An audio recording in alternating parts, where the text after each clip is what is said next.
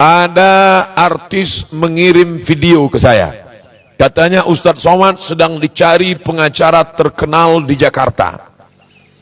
Maksudnya dalam kasus yang dilaporkan ke Mabes? Bukan. Terus apa? Dia pengacara non-muslim, tak saya sebut namanya, menjaga kode etik jurnalistik. Coba Ustadz dengar video dia. Dia mau cari Ustadz Somad, mau diajak bicara ke Kopi Joni. Lalu ceramah saya yang mana yang membuat dia terkesan? Video yang mana yang membuat dia suka? Setelah dicari-cari, rupanya yang membuat beliau terkesan ada satu video pendek yang di Instagram. Bunyi videonya begini. Diawali dengan keterpaksaan, lama-lama menjadi kebiasaan, lama-lama berubah menjadi kebutuhan. Diawali dari keterpaksaan, lama-lama menjadi kebiasaan, lama-lama menjadi kebutuhan. Apa itu yang diawali dengan keterpaksaan? Bangun pagi, sholat subuh. Ternyata itu yang membuat beliau terkesan. Bagaimana seorang muslim dipaksa bangun pagi, mengawali harinya. Dan ini poin yang kedua, kita hidup di pesantren memang bangun pagi keterpaksaan. Akhirnya kita mengamalkan pepatah Allah bisa karena biasa. Saya masih ingat dulu keterpaksaan di pesantren. Mudabbir mengambil sajadah. Kok. Pertama yang dipukulnya lemari. Kok. Tak juga ada yang bangun langsung ke muka kita. Kok. Mudabbir kami dulu. Mudabbir digontor 10 baik-baik. Mudabbir kami dulu. Saya masih ingat tuh wajah-wajahnya. Kalau dia ngundang saya sekarang nggak mau saya datang. Ustadz dendam ya? Enggak. Ingat aja sedikit. Kelas 5 mudabbir, kelas 6 ngajar di kelas. Masya Allah, tabarakallah. Keluar dia. Oleh sebab itu bangun pagi ini Masya Allah, apa doa Nabi? Allahumma barik li ummati fi bukuriha. Berikan berkah pada umat ini di waktu pagi. Siapa yang paling bangun pagi, dia yang paling banyak dapat berkah. Doa Nabi SAW. Oleh sebab itu bangun pagi kita sudah terbiasa. Gimana nggak terbiasa bangun pagi? Suara kuat-kuat. A'udzu billahi minasy syaithanir rajim. Masuk ke telinga. Bangun, mandi segar. Mandi pagi itu bagus, segar. Dingin Pak Ustadz? Ya dingin lah. Kalau panas teh manis. Mandi pagi, siramkan. Biar supaya jangan kaget, terkejut, siramkan dulu dari ujung kaki, naik ke lutut, naik sebelah kanan, ke pinggang, naik.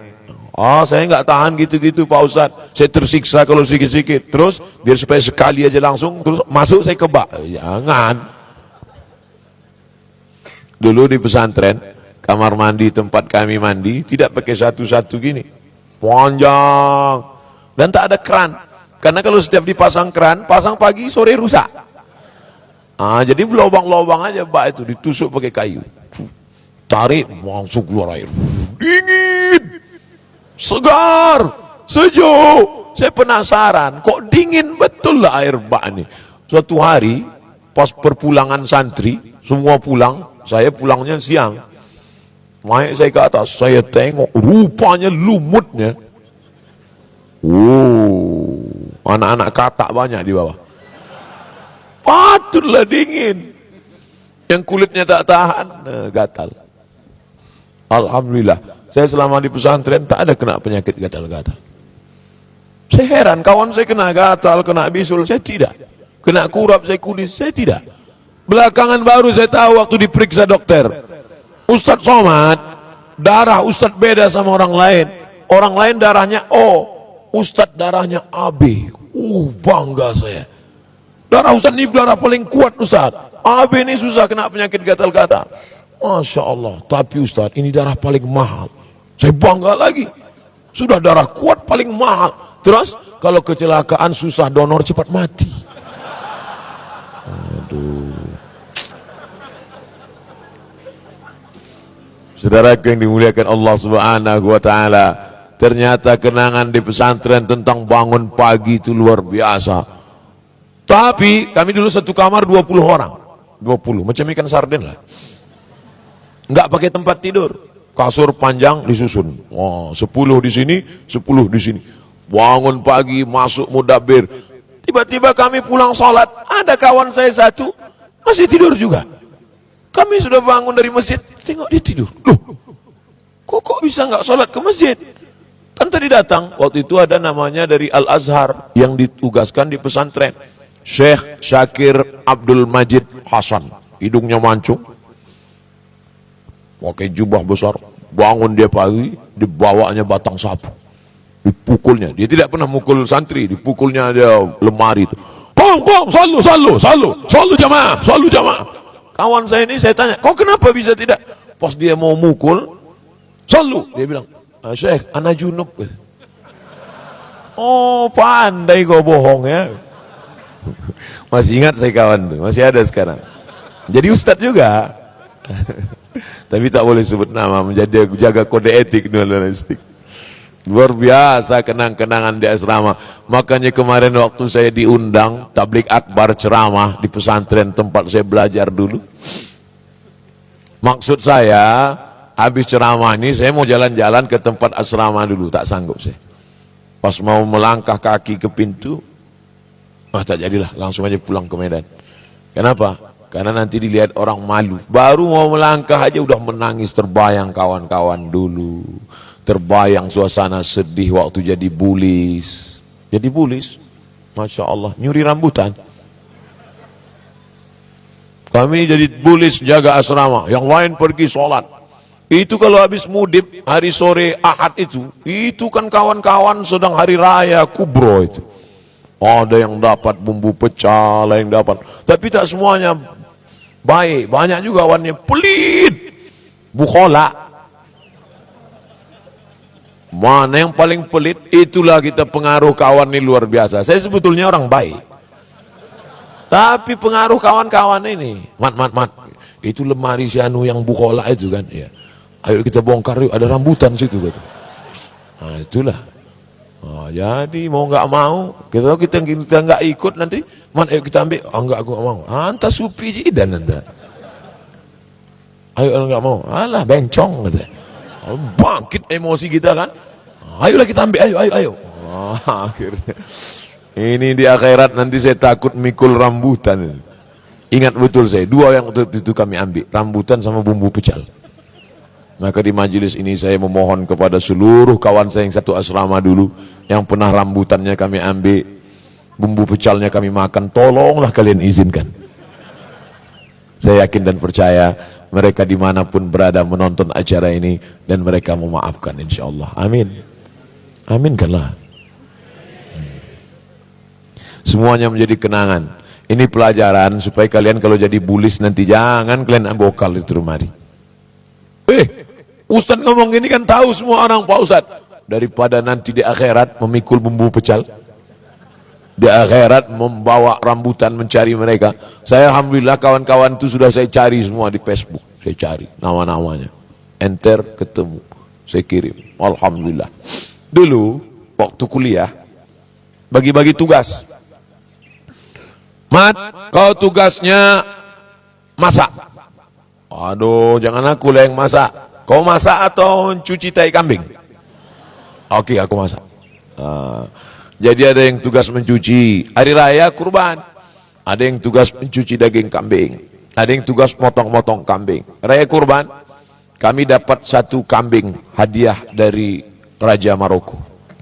Potong, cuci. Letakkan wajan di atas kompor, ada tulisannya. Letakkan al-qidir, letakkan. Masukkan minyak. Percikan air sampai kedengaran suaranya. Saya pernah juga jadi chef, tukang masak. Nah, masukkan bawang goreng. Masukkan bawang sampai layu dan menguning. Nah, sambil ngobrol-ngobrol cerita, tengok hitam. Masukkan air. Masukkan air. Masukkan daging, gonceng dengan buah kapulaga, buah-buah bulan. Masukkan daging kambing, masukkan daging kambing. Wah, biarkan sampai warna memutih, putih. Isi air. Begitu diisi air, ngapung bulat-bulat. Padahal tadi buah kapulaganya 15 biji. Kenapa lebih dari 15? Saya sendok tai kambing. Astagfirullah. Satu panci besar. Satu panci besar. Sebagian sudah disate, yang ini tugas saya masak. Satu panci besar. Saya sendiri di dapur waktu itu. Ini bahaya. Kalau dikasih tahu ke kawan bahwa ini tai kambing, akan terbuang satu panci besar. Disitulah saya perlu berijtihad. Akhirnya saya sendok tai kambing ini sikit-sikit. Saya sendok, saya buang, saya sendok, saya buang, saya sendok, saya buang. Saya masukkan ke tong sampah, lalu saya masaklah. Habis itu malam itu masak makan besarlah Idul Adha. Semua mereka nanya, siapa yang masak ini? Siapa yang masak ini? Saya sudah pucat saya. Siapa yang masak? Saya bilang, saya yang masak. Kenapa Pak? Enak sekali. Saya sesendok pun tak ada saya makan. Terbayang saya tai kambing. Semua makan. Anak S3 makan, anak S2 makan, orang KBRI, orang kedutaan makan semua. Disitulah saya menengok wajah mereka, terasa paling berdosa waktu itu. Astagfirullah. Tapi alhamdulillah, kenangan-kenangan itu semua mereka sudah maafkan.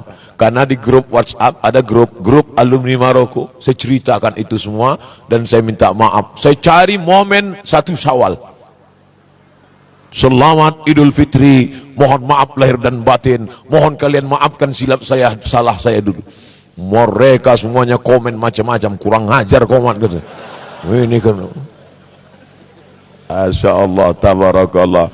Betapa suatu kenangan itu menjadi indah pada masanya. So sweet.